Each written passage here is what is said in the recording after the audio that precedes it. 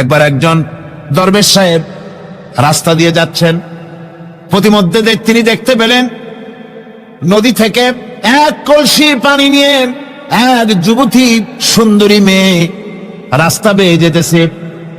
দরবেশ সাহেব দাঁড়ায় গেলেন আর ওই যুবতীর দিকে এক নজরে তাকায় আছেন, চোখে পলক দেয় না। এরপরে যুবতী থমকে দাঁড়ায় গেল। আধা বুড়া মানুষ, দাড়ি অর্ধেক পাইকে গেছে, দেখতে তো দেখায় খুব বুজুর্গ মানুষ, কিন্তু রাস্তায় আমার একা পায়া এমনি করে তাকিয়ে আছে আর চোখ দিয়েও তো পানি পড়ে। ব্যাপারটা কি? দরবেশ কাঁদে কেন? প্রতিমধ্যে আমাকে একা পেয়ে দরবেশ কাঁদে কেন, তাকিয়ে আছে কেন? মহিলার চিন্তা জাগলো। শেখ সাদি রহমতুল্লাহ আলাইহি ঘটনা লিখেছেন, বাংলা কবিতার অনুবাদ করেছেন। একদা সুখদায়ক প্রমোদা বদন, দর্শন করি মম ঝরিল নয়ন। হেসে কহে সে রূপসী সবিস্ময় মন, কহ দেখি মহাশয় কহ কি কারণ। বিষয়ে বিরাগী তুমি ভুবনে প্রচার, কি হেতু জন্মিল তব মানস বিকার।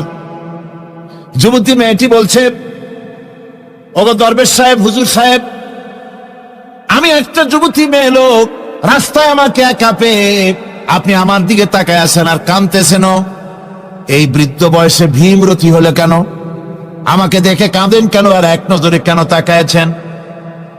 কারণটা কি? কি কুমতলব আছে? দরবেশ সাহেব বলছেন, হেসে কহিলাম বালে করহ শ্রবণ, নেত্র ঝরে তবু হেতু ভেব না এমন। হে রূপসী মেয়ে, তোমার জন্য আমি কান্দি, একথা একবারও চিন্তা করো না। যে শিল্পী রচিল ওই সুধাংশু বদন, তাহার তরে ঝরে নেত্র নয়নে জীবন। তোমার প্রেম পাওয়ার জন্যে তোমাকে দেখে লোবাতুর এবং কামুক হয়ে তোমার দিকে তাকায় কান্দি, একবারও ভেব না। আল্লাহর কসম আমি কাঁদতেছি, তোমার এত সুন্দর স্বাস্থ্য আর চেহারা যে আল্লাহ রাব্বুল আলামিন বানায় দিলেন, না জানি সেই আল্লাহ কত সুন্দর। যার সৃষ্টি এত সুন্দর সে আল্লাহ রাব্বুল আলামিন না জানি কত সুন্দর। আল্লাহ পাক সেই সুন্দর আল্লাহ রাব্বুল আলামিনকে দেখার তৌফিক যেন আমরা পাই। জোরে বলেন আমিন। দরবেশ সাহেব চিত হয়ে শুয়ে শুয়ে তেলাওয়াত করতেছেন আর বলছেন, আল্লাহ রাব্বুল আলামিন, তোমার সৃষ্টি নৈপুণ্যতার ভিতরে কোনো ভুল ধরার ক্ষমতা তো কোনো মানুষের নাই। তবে একটা জিনিস আমার নজরে পড়ল, এই যে বিরাট বট গাছটা, পৃথিবীতে যত গাছ আছে যেমন গাছ তেমন ফল, তাল গাছটা যেমন ফলও তেমন, নারকেল গাছটা যেমন ফলটাও তেমন, কিন্তু এত বড় বিশাল বট গাছ ফল হতেছে ছোট্ট ছোট্ট ট্যাবলেটের মতো। গাছটা যেমন ফলটা তেমন হয়নি। আল্লাহ এটা ভুল না? তুমি বলেছো যে দেখো কোনো ভুল টুল আছে নাকি? তুই ভুল তো না, আমার চোখে এটা লাগলো, যেমন গাছ তেমন ফল হয় না। দরবেশ সাহেব চিত হয়ে শুয়ে শুয়ে তেলাওয়াত করছেন, মনের মধ্যে এই চিন্তা আসলো, গাছটা যেমন তেমন ফলটা হলো না। দরবেশ সাহেব বলেন, এই চিন্তা করতেছি, হঠাৎ করে একটা দমকা হাওয়া বয়ে গেল, ডালে ডালে বাড়ি লেগে গেল। একটা আধা পাকা বটের ফল অনেক উপর থেকে বৃন্তচ্যুত হয়ে ছট করে এসে আমার নাকের উপরে ফট করে পড়ল। নাকের উপরে এমন ভাবে পড়ছে, নাকটা জ্বলে উঠছে। আমি সেজদায় পড়ে গেলাম। দরবেশ সাহেব বলেন, আমি সেজদায় পড়ে গেলাম, চোখের পানি ফেলে আল্লাহর দরবারে মাপ চাইলাম। বললাম, রব্বুল আলামিন, তোমার কোন জিনিসের ভিতরে কোনো খুঁত নাই, নিখুঁত জিনিস তুমি বানাইছো, কোনো ভুল নাই। আমি চিন্তা করেছিলাম নারকেল গাছ যেমন তার ফলও তেমন, তাল গাছ যেমন তার ফলও তেমন, বট গাছটা যেমন তেমন ফল। আমার আন্দাজ মতো, আমার চিন্তা মতো, যত বড় বট গাছ অত বড় ফলটা যদি হতো, বটের ফলটা যে পজিশন নিয়ে আমার নাকে পড়েছিল, গাছ যেমন ফল তেমন হলো, নাকও যেত, আমার মাথাও যেত। ঘটনা লম্বা, আমি সংক্ষেপে বলতেছি।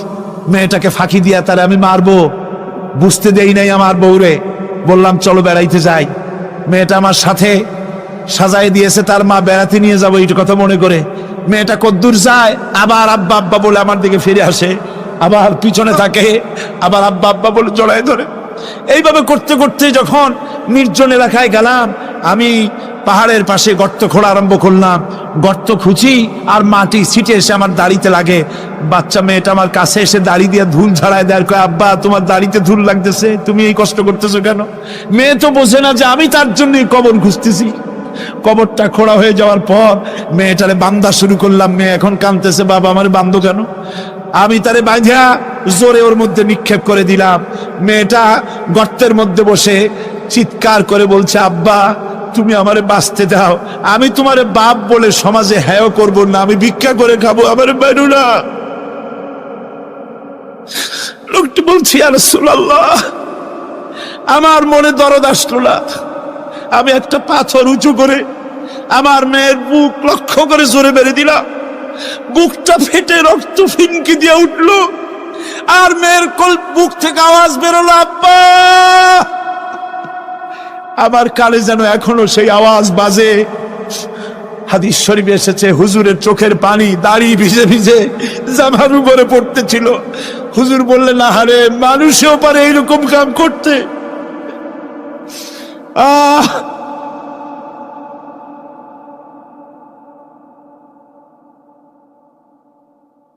পৃথিবীতে নারীর যখন কোনো সম্মান ছিল না, মর্যাদা ছিল না, সেই সময় আমার রাসূল, আমার বিশ্বনবী নারীদেরকে সম্মানের হাত ধরে গর্তের ভিতর থেকে উঠাইয়া রানীর সিংহাসনে বসায় দিলেন। সুবহানাল্লাহ। ইমাম জাফর সাদেক, তার কাছে এক নাস্তিক এসেছে। নাস্তিক বলছে, তার সঙ্গে ঝগড়া হচ্ছিল। সে বলছে, আল্লাহ আছে? আমি তো মানি না, আল্লাহ বলতে কেউ নাই। সৃষ্টিকুল চিন্তা করে একটা আল্লাহরে বানাইছে, আসলে আল্লাহ বলতে কেউ নাই। ইমাম জাফর সাদেক তাকে বললেন, আচ্ছা নাস্তিক, তোমার জীবনে কি এমন কোনো ঘটনা কখনো ঘটেছে যে তুমি সমুদ্রে চলে যাচ্ছিলে, সমুদ্র পথে চলেছো, আর সমুদ্রে তোমার জাহাজ ডুবি ঘটেছিল, বিশাল ঢেউয়ের মধ্যে পড়েছিলে, এমন কি কোনো ঘটনা জীবনে ঘটেছে? নাস্তিক কিছুক্ষণ চোখ বুজে থেকে বলল, হ্যাঁ, একটা সুন্দর কথা আপনি বলেছেন। আমার জীবনে আমি একবার সদাগরি জাহাজে সমুদ্র অভিযান করেছিলাম। মাঝ পথে প্রচন্ড ঢেউ সৃষ্টি হলো, ঢেউয়ের মুখে জাহাজটা ডুবে গেল। তারপর নাবিক সাথী সঙ্গী নিয়ে মনে করেছিলাম যে বেঁচে থাকব। শেষ পর্যন্ত নাবিক হারিয়ে গেল, সাথী সঙ্গী হারিয়ে গেল। একটা তক্তা কোন রকম করে বুকের সাথে জড়িয়ে সাঁতরাতে লাগলাম। প্রচন্ড এক ঢেউ এসে আমার শেষ অবলম্বন, এই তক্তাটাও আমার কাছ থেকে ছিনিয়ে নিয়ে গেল। এরপরে কোন ক্রমে বেঁচে গেলাম।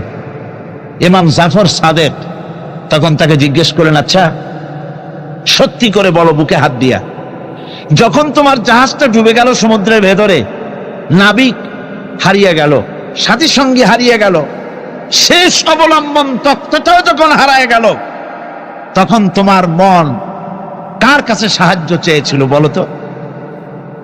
নাস্তিক এবার কিছুক্ষণ নীরব হয়ে গেল। নাস্তিক এবার বলছি, সত্য করে বলতেছি, যখন আমার কাছে আর কিছুই অবলম্বন ছিল না, বাঁচার কোনো পথ ছিল না, জীবনের মধ্যে একটা বার সেই মুহূর্তে আমার মুখ থেকে নিজের অজান্তে বেরিয়ে গেল, আল্লাহ আমারে বাঁচাও। এই যে বললাম, সঙ্গে সঙ্গে এক তুফান প্রচন্ড আঘাত দিয়ে আমাকে ছিটকে দিয়ে তীরে আমাকে নিক্ষেপ করে দিল। ইমাম জাফর বললেন, নাস্তিক রে, জাহাজ ডুবে গেল, নাবিক হারায় গেল, তক্তা হারায় গেল, যাকে জীবনে একবার জাগ দেওয়ার পর অত বড় বিপদ থেকে বাঁচায় দিল তোমার এই অদৃশ্য থেকে সাহায্য করে, সেই আল্লাহরে কেমনে ভুলে গেলে, কিভাবে তাকে তুমি অস্বীকার করলে? নাস্তিকের চোখ থেকে পানি বেরিয়ে গেল। নাস্তিক বলল, ইমাম, আমি ভুল করেছি, আমি আমার জীবনের সাথে প্রতারণা করেছি, আমি হাত বাড়ায় দিলাম, আমার ইমানের কলেমা পড়াইয়া দেন। নাস্তিক পড়ে নিল, লা ইলাহা ইল্লাল্লাহু মুহাম্মাদুর রাসূলুল্লাহ। হযরত আব্দুল্লাহ জুলবাজাদাইন, যার কথা বুখারীতে লেখা হয়েছে, সুবহানাল্লাহ কোন যুবক মানুষ ইসলাম কবুল করেছেন। ইসলাম কবুল করতে গিয়ে বাড়ি ঘর জায়গা জমি কিছুই ছিল না। ছোট্ট অবস্থায় বাবা মারা গেছে, চাচার ঘরে লালিত পালিত হচ্ছিলেন। এরপরে রাসূলের প্রতি ঈমান আনবেন, চাচার ভয়তে পারেন না। হুজুর হিজরত করলেন। আব্দুল্লাহ তার নাম ছিল আব্দুল উজ্জা। তিনি চলে গেলেন চাচার কাছে। চাচা গো, মুহাম্মদ সাল্লাল্লাহু আলাইহি ওয়াসাল্লাম আল্লাহর নবী, ব্যাপারে তোমার মত কি? তিনি বলেন, আমারও তো তাই মনে হয়। যদি তাই মনে হয় তার উপর ঈমান আনবেন কিনা? চাচা বলে, না, কখন ঈমান আনবো না। ভাতিজা বলতেছেন, চাচাজি, বছরের পর বছর ধরে অপেক্ষা করতেছিলাম, আমি আপনার অধীনে আছি বলে ইসলাম কবুল করতে পারি নাই। আমার ইচ্ছা ছিল আপনি আগে করবেন, তারপরে আপনাকে দেখা দেখি আমি করব। কিন্তু আপনি যখন ইসলাম কবুল করলেন না, আর করবেন না বলে যখন ঘোষণা দিলেন, আপনাকে উপস্থিত রেখে আমি ঘোষণা দিলাম, লা ইলাহা ইল্লাল্লাহু মুহাম্মাদুর রাসূলুল্লাহ। চাচা বলছে, ভাতিজা, এর পরিণাম জানো? কয়, না, জানি না। এর পরিণাম হচ্ছে তুমি আমার বাড়িতে থাকো, আমার বাড়ি ছাড়তে হবে।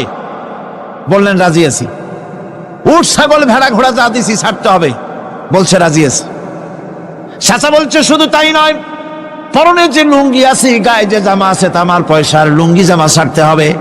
ভাতিজা বলছে, ঈমানের জন্য যা চাও সব ছাড়িয়ে দেব। জামা লুঙ্গি খুলে ফেলে দিয়ে দিলেন। হাদিস। তিনি চলে গেলেন মায়ের কাছে ওই অবস্থায়। মা এই যুবক ছেলেকে উলঙ্গ অবস্থায় দেখে 2 হাত দিয়ে নিজের চোখ চেপে ধরেছেন। বাবা, তোমার এই অবস্থা কেন? ছেলে বলছেন, মা, ঈমান আনার কারণে আমার এই অবস্থা হয়েছে। মা বলে, বাবারে, কি চাও আমার কাছে? আব্দুল উজ্জা বলছে, মা, কিচ্ছু চাই না, একটুখানি কাপড় আমারে দাও, আমি বিশ্ব নবী মুহাম্মদ সাল্লাল্লাহু আলাইহি ওয়াসাল্লামের খেদমতে যেতে চাই। মায়ের কাছে পুরানা কম্বল ছিল, কম্বলটা তিনি দিয়ে দিলেন। হযরতে, এখনো তো সে মুসলমান হয়নি, ওই কম্বলটা ছিঁড়ে নিয়ে 2 টুকরা করে কম্বলটা পরলেন, আদাটা, তাতে করে হাঁটু ঢাকে না, আর একটা কোন রকম গায়ে দিলেন। এরপরে হেঁটে হেঁটে কষ্ট করে মদিনায় চলে গেলেন। মসজিদে নববীর ভিতরে ঢুকে দরজার কাছে বসা বিশ্বনবী জনাবে মুহাম্মদুর রাসূলুল্লাহ সাল্লাল্লাহু আলাইহি ওয়াসাল্লাম মসজিদে নববীতে, যুবক, হাঁটুর উপরে কাপড়, মাথার চুল উস্কো খুস্কো চেহারা, ক্ষুধার্ত চেহারা। হুজুর জিজ্ঞেস করছেন, তুমি কে? তিনি বললেন, আমার নাম আব্দুল উজ্জা। তোমার এই অবস্থা কেন? তিনি বললেন, হুজুর, ঈমান আনার জন্য বাড়ি ঘর জায়গা জমিন উট বাছুর সব হারাইছি, এমনকি পরনের লুঙ্গিও আমারে দেয় নাই, মার কম্বলটা ছিঁড়িয়ে এনেছি। নবীজি আসহাবে সুফফার ভিতরেই তাকে বসতে দিলেন, তাকে থাকতে দিলেন, আর বললেন, তারে কোরআন শরীফ শিখাবা। আব্দুল উজ্জাকে হুজুর বললেন, তোমার নাম উজ্জা নয়, তোমার নাম আব্দুল্লাহ। হাদিস শরীফে এসেছে, আল্লাহর কাছে 2টা নাম বেশি প্রিয়, একটা হচ্ছে আব্দুল্লাহ আর একটা হচ্ছে আব্দুর রহমান। মুসলমান হলেন। এরপরে আসহাবে সুফফার মধ্যে বসে আছেন, কোরআন শরীফ জোরে জোরে তেলাওয়াত করেন। আসহাবে সুফফা রাসূলের কাছে নালিশ করলেন, অভিযোগ করলেন, হুজুর, এই আব্দুল্লাহর কোরআন শরীফ এত জোরে পড়ে, তার চিল্লানির জ্বালায় আমরা বিশ্রাম করতে পারি না। নবীজি বললেন, সাহাবীরা, আব্দুল্লাহকে বেশি করে চিল্লাইতে দাও, বাধা দিও না, কারণ তার ঈমান বড় দামের ঈমান হয়েছে, ঈমান আনতে গিয়ে কিছু আনতে পারে নাই, তাকে বাধা দিও না, প্রাণ ভরে চিল্লাইতে দাও, জোরে জোরে পড়তে দাও। ইতিমধ্যে তাবুকের যুদ্ধের রণদামামা বেজে উঠেছে।